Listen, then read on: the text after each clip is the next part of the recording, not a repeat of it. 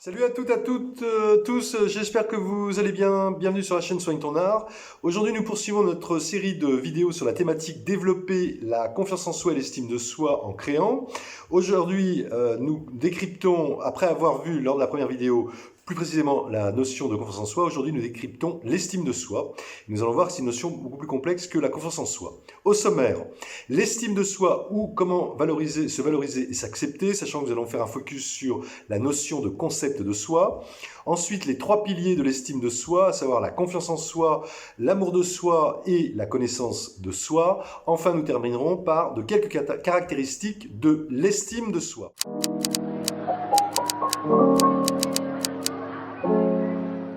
Alors, pour comprendre l'estime de soi, il est absolument, nécessaire de se référer au concept du soi.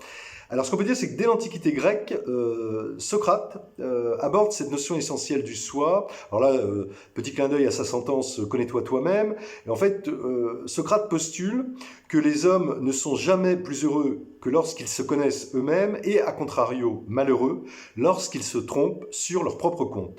Selon Socrate, en fait, chaque homme doit pleinement prendre conscience de ses idées, de ses capacités, de ses désirs, de ses aspirations, mais aussi de ses blocages et de ses limites. Ceci, en fait, dans le but de faire un réel examen critique de lui-même.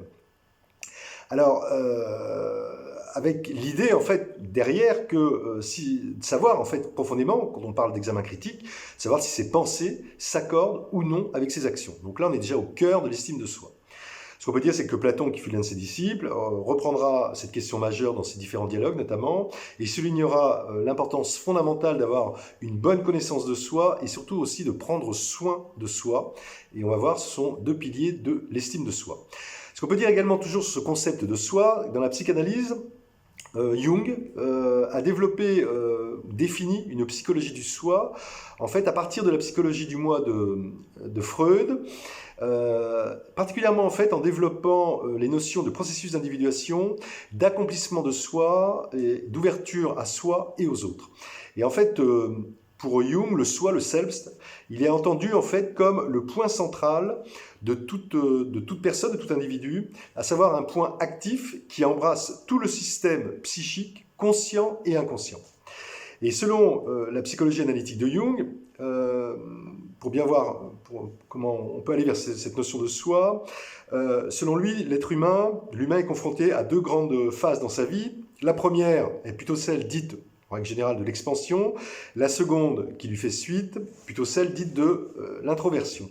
Et que pendant cette première partie de sa vie, donc celle de l'expansion, l'individu tente de se constituer un moi conscient, ceci afin en fait de trouver sa place dans la société. Et pour cela, il va développer ce que Jung appelle une persona, à savoir le masque social, qui est en fait une figure adaptée à son environnement et surtout qui lui permet de trouver plus ou moins bien sa place dans la société. Considérant qu'en fait, la personne peut garder toute sa vie ce persona, ce masque social, s'identifier complètement à elle, enfin à ce masque, à lui, mais que ce renforcement de la persona, en fait, entraîne de fait le refoulement de l'inconscient. Et que l'individu demeure prisonnier de sa persona et en fait n'a surtout pas accès à sa totalité. Par ailleurs, en négligeant les nombreux aspects de sa personnalité, puisqu'il passe à côté de lui en grande partie, il va développer ce que Jung appelle l'ombre, une sorte d'image spéculaire du moi. Et que selon Jung, l'ombre en fait représente plein d'aspects de soi, du soi, des aspects psychiques qui sont donc en partie refoulés, en partie non vécus ou très peu vécus, et qui ont été en fait dès le départ exclus de l'existence courante de la personne pour des raisons morales, des raisons sociales, éducatives, et qui ont été en fait livrés au refoulement ou à la censure. Et que, selon Jung, pour enclencher ce processus d'individuation et aller vers le soi, le selbst, et donc tendre vers une bonne estime de soi, il s'agit donc de mettre à jour, de comprendre et d'intégrer cette part de l'ombre, ce qui signifie en fait la rendre consciente. Pour finir, dans le champ de la psychologie, toujours autour du concept du soi, Carl Rogers, fondateur, j'en ai déjà évoqué plusieurs fois, cofondateur de la psychologie humaniste, inventeur de l'approche centrée sur la personne, a popularisé le concept de soi, lui en considérant en fait que tous les individus cherchent à tendre vers un soi idéal, Alors selon Rogers, en fait, le soi se définit comme un ensemble cohérent et organisé des perceptions et des croyances que l'on a sur soi-même. Très intéressant par rapport à la notion d'estime de soi, évidemment. Et que le soi, toujours selon Rogers, comprend la perception et la valorisation de ce que je suis, donc là, c'est l'estime de soi, ainsi que ce que je peux faire, donc là, c'est la confiance en soi. Et que, selon Rogers, une personne va donc se réaliser pleinement à partir du moment où son soi idéal est congruent, ce qui signifie son soi est en lien avec ses perceptions, avec ses réelles croyances et surtout ses actions. Voilà.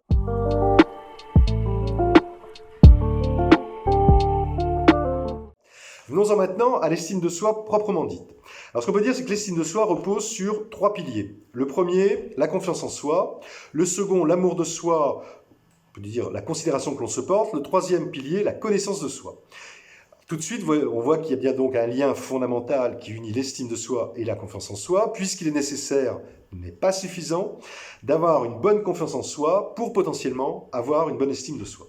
Alors, premier pilier, la confiance en soi. Je ne vais pas y revenir, je vous renvoie à la vidéo précédente, puisqu'on a vu en résumé que c'était l'auto-évaluation de ses propres capacités, de ses ressources, selon une situation donnée notamment. Second pilier, l'amour de soi. Alors ce qu'on peut dire, c'est que si s'aimer soi-même semble comme ça a priori évident, c'est en fait un processus très complexe. L'amour de soi ne signifie pas se bercer d'illusions sur soi, mais plutôt savoir, apprendre à s'accepter soi-même dans toutes ses composantes. Composantes physiques, composantes psychiques, familiales, sociales, professionnelles. Cela consiste ainsi à savoir accepter aussi bien ses forces que ses faiblesses, ses points forts, ses manques aussi. Et ce qu'on peut dire aussi, c'est que afin de s'aimer soi-même, il est nécessaire fondamentalement d'entrer en introspection, de mettre à jour ses émotions, qu'elles soient positives et négatives, ses refoulements, ses fantasmes, mais aussi essayer de les identifier et surtout les comprendre.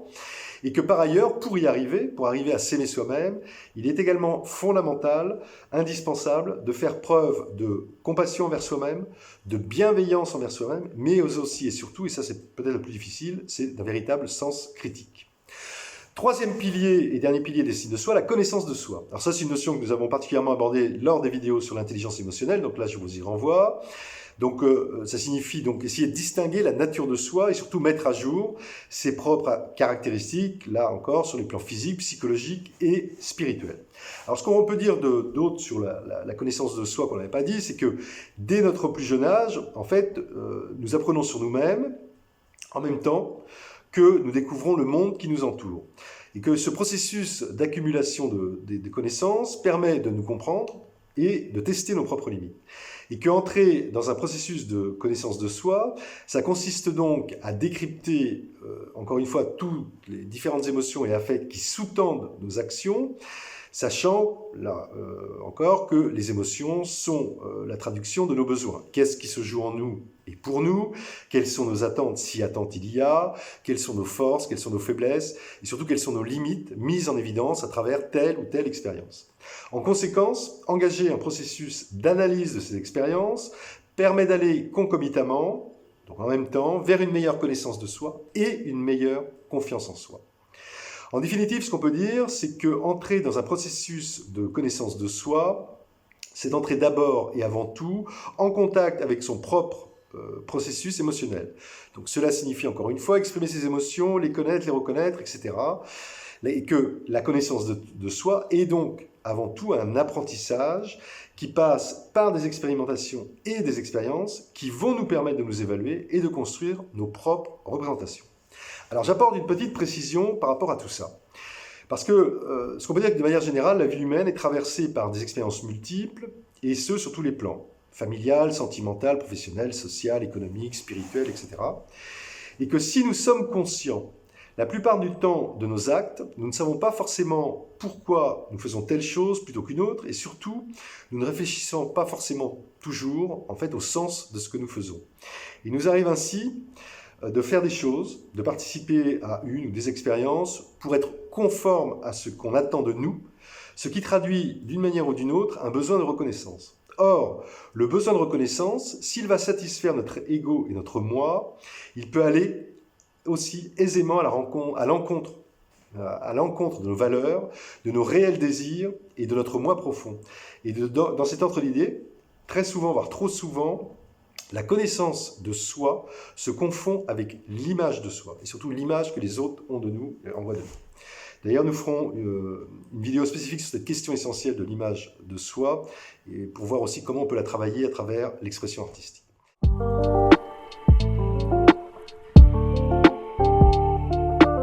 Alors, de quelques caractéristiques de l'estime de soi. Là, on va se baser pour cela sur les travaux de Maurice Rosenberg, sociologue américain, qui est très connu pour avoir mis en place l'échelle de l'estime de soi, l'échelle de Rosenberg, considérant que, en fait, elle se caractérise par 3 facteurs. On peut dire que l'estime de soi se caractérise par 3 facteurs fondamentaux. Le premier facteur, c'est le degré. On parle d'estime de soi faible, voire très faible, d'estime de soi forte, voire très forte, et d'estime de soi bonne et équilibrée, lorsque celle-ci est modérée et que son évaluation, parce que ça s'évalue encore une fois, elle est le plus objective possible, ce qui est très évidemment pas évident. En revanche, ce qu'on peut dire, c'est que si l'estimation de l'estime de soi est trop déséquilibrée, soit par exemple par une surestimation de soi, soit par une trop forte dévalorisation de soi, alors l'estime de soi peut devenir pathologique. Deuxième facteur de caractéristique de l'estime de soi, c'est la stabilité. Une estime de soi est stable lorsque la personne a une appréciation d'elle-même assez constante, quelles que soient les circonstances, et surtout que cette appréciation n'entraîne pas de réaction émotionnelle trop forte. Ça, c'est la stabilité. Troisième caractéristique de l'estime de soi, c'est la solidité. Une estime de soi solide signifie que lorsque une personne est confrontée à des revers, son estime de soi ne s'effondre pas. Et à l'inverse, lorsqu'elle est en situation de réussite, son estime de soi n'est pas surestimée. Précisons qu'en matière d'estime de soi, le critère de stabilité est fondamental. La stabilité renvoie en effet à la notion d'équilibre face aux événements, à savoir que quelles que soient les circonstances, que l'on se trouve en situation de réussite ou de revers, la stabilité se caractérise par une forme de constance dans l'être au monde. Consécutivement, l'estime de soi ne variera que très peu. Pour finir, ce qu'on peut dire, c'est que de manière générale, chez les personnes dont l'estime de soi est relativement adaptée à la réalité, eh bien, l'estime de soi est modérée, stable et solide. En revanche, chez les personnes dont l'estime de soi oscille entre des positions extrêmes, entre inflation et écroulement, elle est donc, cette estime de soi, très instable, fragile et surtout sensible aux influences extérieures. Et dans ce cas, elle peut être pathologique. Voilà.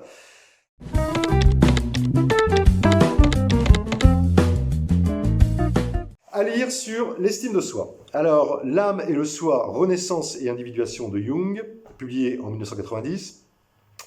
Le soi de Heinz Kohut, publié en 2004. Heinz Kohut, psychiatre et psychanalyste autrichien, qui a beaucoup travaillé sur les questions de narcissisme et notamment de concept de soi. Donc vraiment à lire Kohut, d'après moi. Le bonheur d'être soi de Moussa Nabati, publié en 2008. Surmonter la faible estime de soi de Mélanie Fennel, publié en 2013. Enfin, de Rosetta Politi et Barbara Dobbs, l'estime de soi, publié en 2000. Et Petit cahier d'exercices d'estime de soi, publié en 2013. Enfin, je vais finir par un dernier livre, Le petit livre de l'estime de soi de Mariette Straub-Delin, publié en 2017. Voilà. Si vous souhaitez réagir ou me contacter au sujet de cette vidéo, toutes les coordonnées dans la description de la chaîne. Sinon, à très bientôt donc, pour une 3e vidéo, donc, dans laquelle en fait, nous verrons très rapidement en quoi les thérapies par l'art sont particulièrement indiquées pour développer la confiance en soi et l'estime de soi, mais surtout, on verra une méthodologie, on va démarrer une méthodologie pour voir comment on travaille ces 2 notions. Voilà. D'ici là, portez-vous le mieux possible, à très bientôt et surtout, n'oubliez pas de soigner votre art. Bye bye.